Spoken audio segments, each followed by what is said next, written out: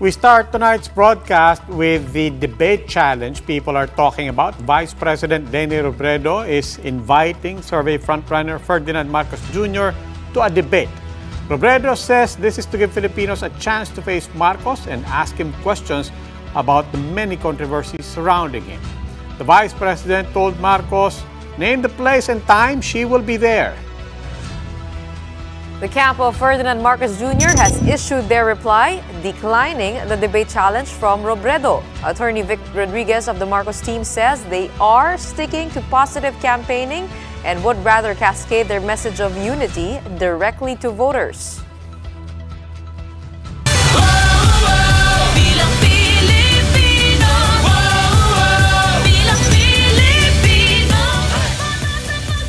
Time for today's biggest headlines. I'm Gretchen Ho. I'm Robbie Alampay. You're watching The Big Story.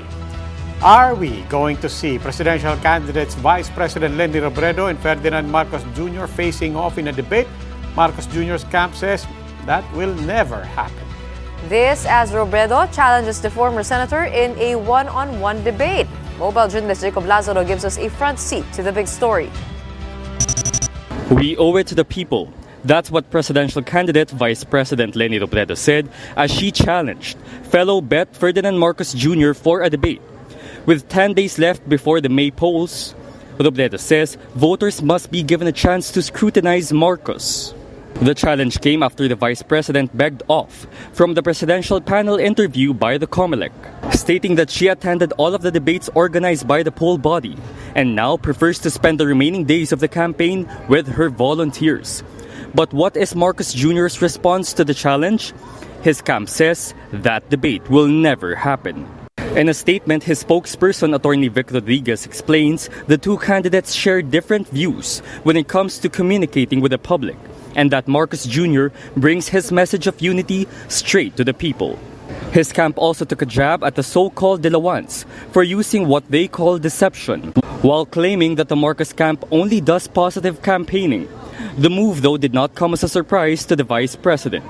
She has earlier responded to the rejection and reiterated that Marcos Jr. owes it to the public to address the numerous controversies hounding him. The former senator has been absent in all presidential debates arranged by the COMELEC and other news outlets, save for the debates organized by the SMNI network of the controversial Pastor Apollo Quiboloy. The same could be said for his running mate, Mayor Sara Duterte Carpio, which was challenged as well by Robredo's running mate, Senator Kiko Pangilinan. Pangilinan says the people need to know what Duterte's plans are and her readiness to lead the country. Pangilinan also called out the poll body to give tougher consequences to debate absentees. Duterte has yet to issue a response. The Leni-Kiko tandem and their senatorial slate are set to hold another grand rally in Laguna. Mobile journalist Jacob Lazaro, we are One News. What did the Robredo camp hope to gain from posing the challenge to Marcos in the first place? That big question and more with Attorney Barry Gutierrez, spokesperson for Vice President Leni Robredo. Attorney Barry, welcome once again to The Big Story. Good evening, Robbie. Good evening, Gretchen. Good evening, sir. Attorney Barry Gutierrez, you didn't really expect Ferdinand Marcos Jr. to accept this challenge, did you? Well, given his prior consistent track record in declining every invitation, I guess, it was a long shot on our end. But, we were still hoping that maybe this time around he would be willing, particularly given that the Vice President was allowing him to set terms, allowing him to set the time and the place and even the conditions to this debate. But officially, sabi po ng kampo ni Mr. Marcos, sabi po ni Attorney Vic Rodriguez, maraming kadahilanan kung bakit never mangyayari yan at he ended it by saying, batid ng kampo ni Leni ang mga kadahilanan na yan. Mr. Gutierrez, ano po ang mga kadahilanan na yan? Hindi ko alam. I actually don't know. They are the ones who have been consistently avoiding and ducking every debate and interview invitation since January. So I don't know what possible reason there could be. It's extremely disingenuous on their part to try and frame this as Debate kasi away at ayaw namin ng away. Everybody has seen what the debates are like. They are question and answer. They are candidates responding very calmly and very politely to different questions and issues regarding their track record, their platform, their plans for the country, their character. So it's completely disingenuous of them to try and frame this as somehow being a heroic move on their part, umiiwas sa away, when it's clear that they really just don't want to answer the tough questions. They don't want to face off with the other candidates because they are afraid that their candidate will be exposed. Well, apart from any particular or possible risk on the campaign for Mr. Marcos, hindi rin naman po kaila sa inyo. This would have been a good opportunity as well for Vice President Leni Robredo to make up some ground and to have some more time to communicate with the public. Ngayon pong hindi na mangyayari itong debating to, what else can the Vice President do? Ano pa po ang mga plano in the remaining few days of this campaign? Well, first, let me just say that the perspective that this would have allowed the Vice President to gain ground simply is another illustration that bukang kina-admit na nila na pag nagharap talaga, lalabas talaga kung sinong mas magaling. But ngayong mukhang nakaiwas na naman sila, what we plan to do is simply strengthen and go double time on what has been working for us. The Vice President has a packed schedule going to the last 10 days, visiting the key provinces that she needs to visit, galvanizing and inspiring our volunteers to actually redouble their efforts in the remaining days, to go house to house, to convince their networks to support VP Leni and Senator Kiko. So that's really the game plan going into the last stretch of this campaign. Banking on the strength of the People's Campaign, banking on the energy of the volunteers to carry us past the finish line these last few days. Maraming salamat po, Atty. Barry Gutierrez, spokesperson for Vice President Leni Robredo. Meanwhile, COMELEC Commissioner Ray Bulay has recommended the temporary relief of Spokesperson Director James Jimenez and Education and Information Director Francis Arabe, this as the poll body investigates the Pilipinas debates fiasco. Both Jimenez and Arabe were involved in the Pilipinas presidential and vice presidential debates. Commissioner Bulay says the poll body will designate their replacements while they may still retain their other duties so as to not disrupt essential election operations. Commissioner Bulay initially promised to release the results of the probe on Friday, but now says the task force will not release information on the issue to avoid a trial by publicity and to preserve the dignity of the investigation procedure. The final leg of the Pilipinas COMELEC debate was supposed to take place on April 23 and 24, but it was postponed due to alleged failure of Vote Pilipinas to pay the venue. 6 presidential candidates and 4 vice presidential bets have confirmed their attendance in the forum organized by COMELEC with the kapisanan ng mga broadcaster ng Pilipinas this weekend. Presidential candidates Ernesto Abella, Leody de Guzman, Norberto Gonzales, Faisal Mangondato, Jose Montemayor Jr., and Senator Manny will attend the forum, according to COMELEC Commissioner George Garcia. Leading candidates Ferdinand Marcos Jr. and Vice President Leni Robredo have declined the invite. Robredo says she will use the remaining period to campaign with volunteers instead. Meanwhile, Vice Presidential candidates Rizalito David, Manny Lopez, Senate President Tito Soto, and Carlos Serapio will attend the forum on May 1st. These are the other big stories tonight. Amid the threat of a possible COVID-19 surge, the president of the Philippine College of Physicians is calling on government to bring back the mandatory quarantine requirement for incoming travelers.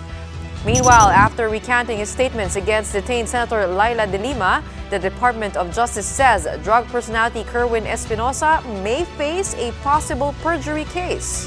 And with just 10 days before the May 9 polls, the bishops of the ecclesiastical province of Manila call on Catholics to pray for a safe and clean elections. These big stories after the break.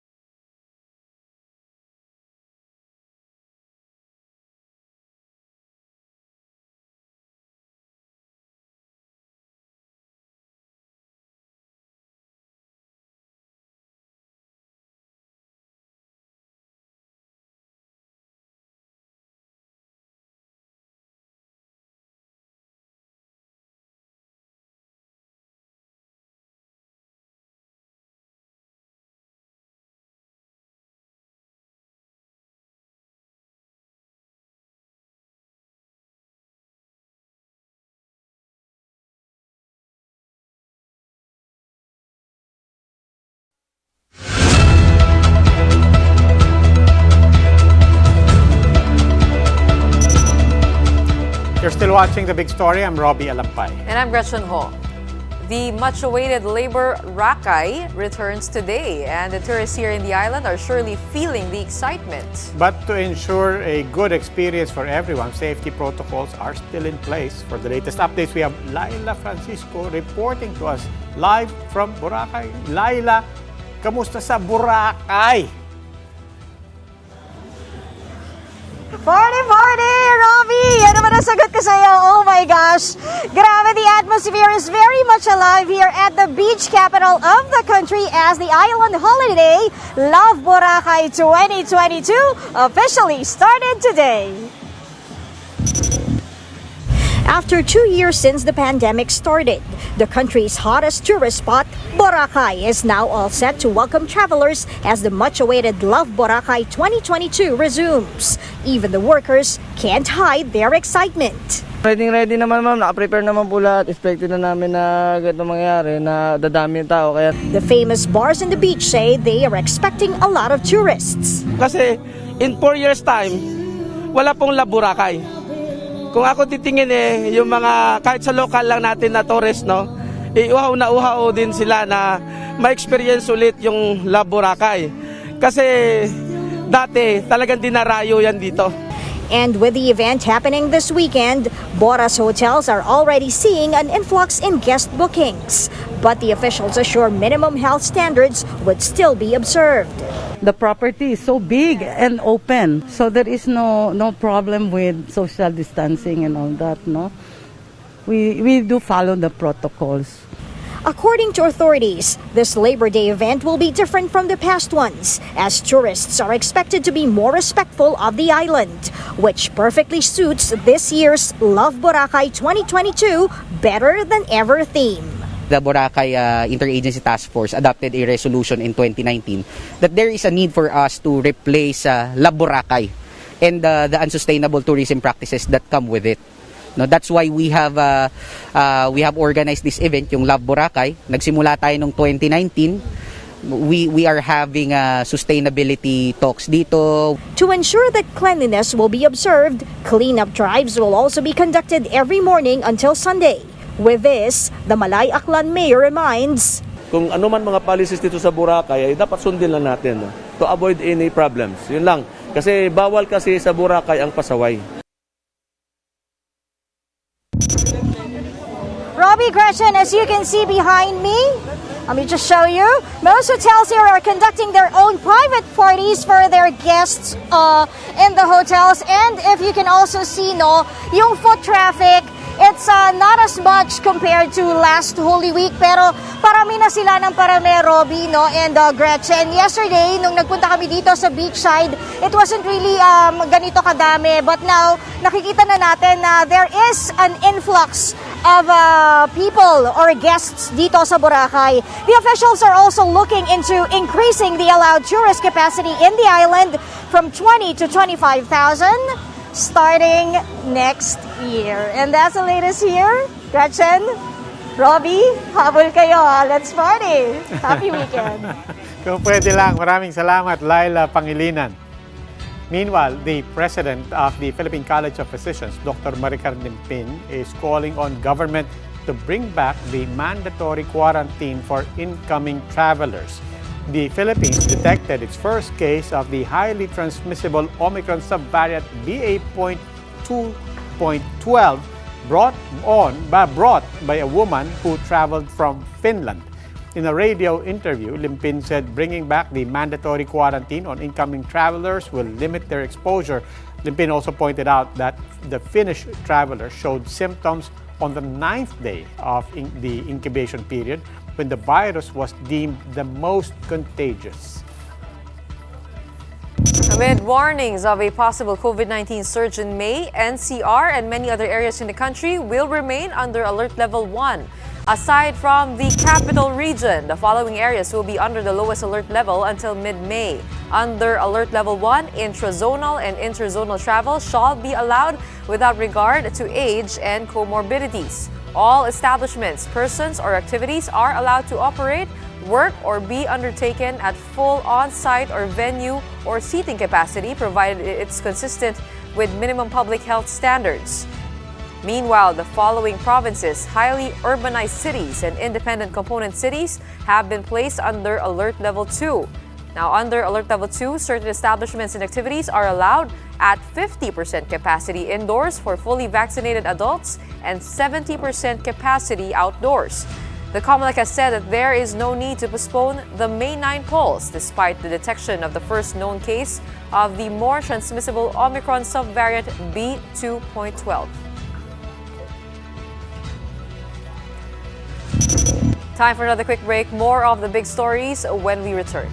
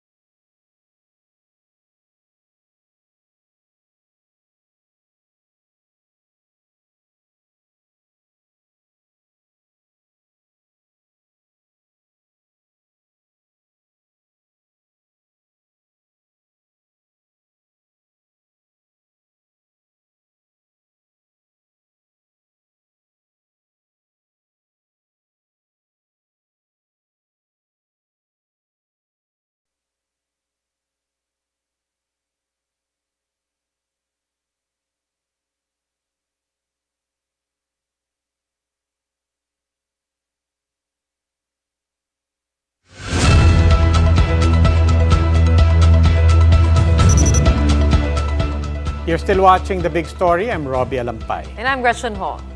Former Integrated Bar of the Philippines President Attorney Domingo Cayosa says drug personality Kerwin Espinosa should be held liable for giving false statements under oath. This after Espinosa recanted his statement against detained Senator Laila De Lima. Meanwhile, the legal team of Senator De Lima is considering calling on Espinosa as their witness. Marlene Alcaide with the details. After 5 years, detained Senator Laila De Lima is hopeful that the truth will finally set her free. This was after self-confessed drug lord Kerwin Espinosa retracted his previous statements linking the senator to illegal drug trade at the New Bilibid prison. In Espinosa's counter-affidavit, Espinosa cleared De Lima, saying that he had no dealings with the senator. Espinosa added that he was just pressured into testifying against De Lima by the police. Because of this, De Lima's camp is now thinking of getting Espinosa as a witness. Our team is in touch with Kerwin Espinosa's counsel, si Attorney Palan. And of course, we will exercise all the remedies available to us to also make sure na protected yung si Kerwin Espinosa at the same time, makuha natin ang katotohanan. The senator's lawyer, Bonnie Tacardon, urged other witnesses to come forward with the truth to hopefully clear De Lima's name. The detained senator had been facing 2 drug-related cases before the Muntinlupa RTC. On Friday, De Lima attended a hearing on her drug case through online conference. But the Justice Department's Prosecutor General said that Espinosa's action won't affect De Lima's case as he's not a witness. Wala kaming nakitang need na gamitin ang kanyang testimonya or i-utilize siya as testigo. Kami, kung gawin nilang testigo si Kerwin, call nila yan at kami naman sa prosecution, nakahanda dyan. But while it may not affect the case directly, former Integrated Bar of the Philippines President Attorney Domingo Cayosa says public perception on the case could change. It erodes the credibility at integrity ng prosecution laban kay Senator De Lima sapagkat si Kerwin was one of the more controversial and very public witness na winawagayway ng gobyerno noon laban kay Senator De Lima. Cayosa added that Espinosa should be held liable for his lies. Justice Secretary Menardo Guevara, meanwhile, says the DOJ has yet to decide if they will file perjury charges to Espinosa. Senator De Lima's next hearing is scheduled on May 27th. For News 5, Marlene Alcaide, we are One News. With elections just a few days away, the bishops of Ecclesiastical Province of Manila is calling on Catholics to pray the rosary from now until the May 9 polls. This also comes with a call to COMELEC to conduct a fair and honest election. The bishops, through a pastoral statement, encourage the public to cast their votes for candidates who will promote the common good, especially for the poor and the marginalized. In the letter, the bishops also expressed hope for divine intervention to help in choosing the right candidate. Habang papalapit yung election, 10 days na lang, kinakabahan ako eh. Parang, it's more of, actually, I was thinking a while ago, bakit ako kinakabahan? I really hope that we have an orderly, peaceful elections no matter what the results are. I don't know if I would call it kaba on my part, but it's definitely anxiety. Sa totoo lang, may halong excitement. Yesterday, I finally got to vote. Or at least I got to vote. I know other people are still waiting to say finally. Pero ito nga po, because a lot of journalists and news people, we're preparing for our coverage. Pero bago ako I can honestly say, bago ako bumoto, I took the time to pray and to ask for enlightenment, not just for myself, but also to pray for all of us. And we have good news, actually, 96% yata ang turnout, the highest for the local absentee voting. Hopefully, we have the same numbers also for the May 9 polls. And let's continue to pray for everyone to have the proper discernment and wisdom for May 9.